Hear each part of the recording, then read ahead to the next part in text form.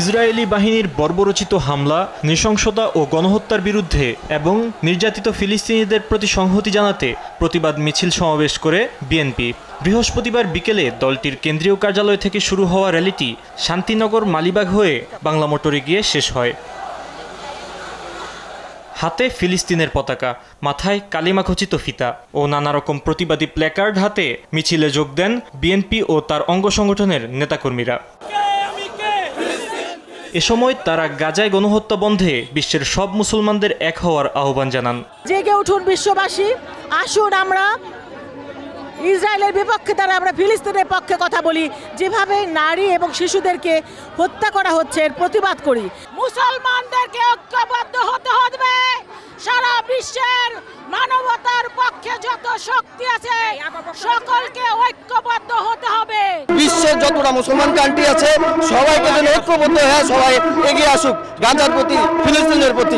ইসরায়েলের এই বর্বরতার বিরুদ্ধে বিশ্ববাসীকে জাগ্রত করতেই বিএনপির এই শান্তিপূর্ণ প্রতিবাদ বলেও জানান নেতাকর্মীরা। বারবার ইসরায়েল ইহুদির দল আমাদের মুসলমানের উপরে আক্রমণ করছে, আমরা তীব্র নিন্দা এবং প্রতিবাদ জানাচ্ছি এবং আমি মনে করি সারা বিশ্বে যত মুসলমান আছে তারা ফিলিস্তিনের পক্ষে দাঁড়াবে। নিন্দা জানিয়ে কোনো লাভ হবে না।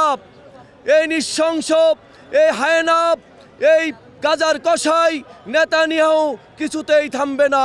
ফিলিস্তিনে গাজায় যেভাবে নৃশংসভাবে আজকে সাধারণ বাচ্চা, শিশু বাচ্চা থেকে সবাইকে যেভাবে হত্যা করা হচ্ছে, আমরা মনে করি যে বিশ্ব মানবতার এটা একটি হুমকি স্বরূপ এবং আমাদেরকে একজন রাজনৈতিক সচেতন কর্মী হিসাবে, রাজনৈতিক দল হিসাবে আমাদের তাদের পাশে থাকা উচিত এবং এর জোরালো প্রতিবাদ করা উচিত।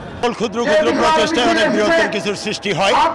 আমরা আশা করি সর্ববিশ্বব্যাপী সমস্ত মুসলমানরা যার যার অবস্থান থেকে যখন প্রতিবাদ জানাবে। এ সময় তারা দেশের মানুষকে ইসরায়েলি পণ্য বর্জনের ডাক দেন। মুসলিম বিশ্বের নেতাদের নীরব ভূমিকায় ক্ষোভ প্রকাশ করেন তারা। ইসরায়েলের যত পণ্য আছে আমরা সব পণ্য এখন থেকে বয়কট করলাম। আমরা ধিক্কার জানাই সেই সমস্ত মুসলমানদের যারা এই প্রতিবাদ করছে না, শক্তিশালীভাবে প্রতিবাদ করছে না। ইসরায়েলি পণ্য এবং আমরা এই দখলদারদের পণ্য বর্জন করব, তাদেরকে পণ্য বয়কট করব। মজলুম ফিলিস্তিনিদের প্রতি সমর্থন জানিয়ে এমন সংহতি সমাবেশ চালিয়ে যাওয়ারও কথাও জানান নেতাকর্মীরা। ফাহিম ইউসুফ, দেশ টিভি, ঢাকা।